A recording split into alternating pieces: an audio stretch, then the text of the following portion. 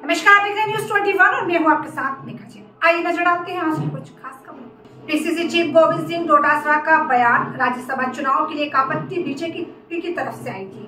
वहीं सोनिया गांधी के खिलाफ आपत्ति दर्ज कराई गई थी। सोनिया गांधी की संपत्ति को लेकर के भी आपत्ति जताई गई थी। दिल्ली से पर्ची आई, इसलिए आपत्ति जताई गई थी। तो वहीं आपको बता दें, भारतीय जनता पार्टी जासूस के रूप में काम करती है।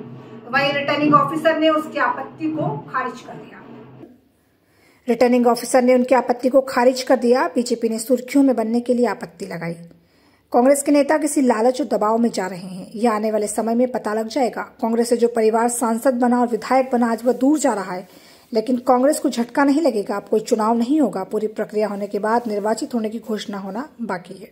उनको कोई फर्क नहीं पड़ता, वो सांसद है वर्तमान में भी, और हर बार इनकी आदत है कि सोनिया गांधी जी के जब भी वो इलेक्शन सांसद का लड़ती हैं लोकसभा का, तो वो हर बार कुछ न कुछ न्यूज़ बनाने के लिए आपत्ति लगाते हैं और उनको मुंह की खानी पड़ती है, उनकी आपत्तियां खारिज होती हैं। उसी तरीके से उन्होंने अपनी पुरानी परंपरा को कायम रखते हुए उन्होंने नाम के लिए आपत्ति लगाई, जिससे वो अखबारों में बने रहे हैं और एक न्यूज़ बना सकें कि देखिए इनकी प्रॉपर्टी इटली में है। तो जब पैतृक संपत्ति है, उनका जन्म वहाँ हुआ है, उनके माता पिता वहाँ से थे, तो उनकी प्रॉपर्टी पैतृक संपत्ति उनके आएगी। उनका जो भी शेयर बनता है वो तो इसमें कोई नई चीज़ नहीं थी, लेकिन उनको चूँकि आपत्ति लगानी थी, उन्होंने लगाया। वो आपत्ति रिटर्निंग ऑफिसर ने खारिज कर दी। मैं समझता हूँ कि बिल्कुल गलत तरीके से उनको केवल और केवल सुर्खियों में रहने के लिए, न्यूज़ में रहने के लिए दिल्ली से जो पर्ची आई उसके मुताबिक उन्होंने ये आपत्ति लगाई थी, जो खारिज कर दी थी। बीजेपी में जा रहे हैं, कह रहे थे कि बोले कांग्रेस कुछ लोगों से ये अब जा रहे हैं नहीं जा रहे हैं, आ जाएगी खबर।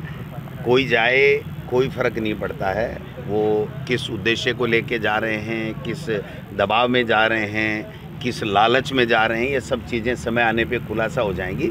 लेकिन मैं ये कहना चाहता हूँ कि जो कांग्रेस की आइडियोलॉजी में विश्वास करके, जो कांग्रेस को माँ कह करके एमपी बने, एमएलए 5-5 बार बने और जिला प्रमुख उनकी धर्मपत्नी बनी, मिनिस्टर बने, कैबिनेट मिनिस्टर बने, विभिन्न विभाग उनके पास में रहे, और आज इस उम्र में जाकर के वो ये कह रहे हैं कि मेरी माँ गद्दार निकली, तो इससे ज़्यादा दुर्भाग्य कोई हो नहीं सकता। ये मैं समझता हूँ कि पॉलिटिक्स में ये जो गिरावट आ रही है उसका एक नमूना जो है वो आपके सामने है। अगर वो इस तरीके की हरकत करते हैं, इस तरीके से जाते हैं। कांग्रेस के लोकसभा मिशन को कोई झटका लगेगा? कोई झटका नहीं लगेगा, कोई झटका नहीं लगेगा। अगर वो भारतीय जनता पार्टी में जा कर के और लोकसभा का चुनाव लड़ते हैं, तो मैं दावे के साथ कह सकता हूँ आज मीडिया के सामने कि वो लोकसभा में नहीं जा पाएंगे।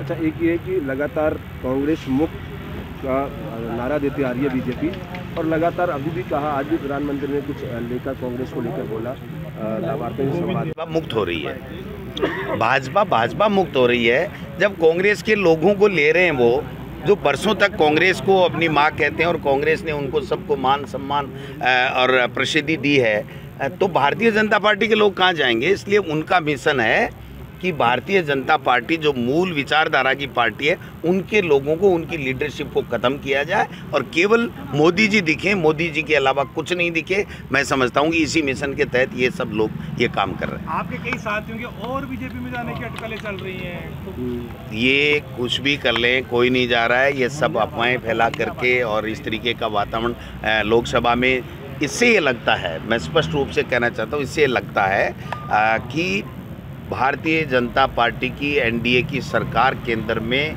अब की बार नहीं बनने जा रही है।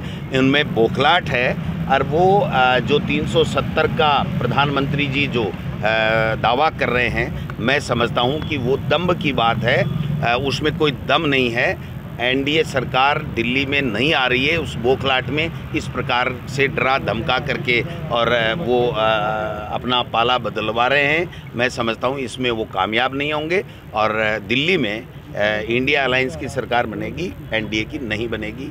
ये जनता का मूड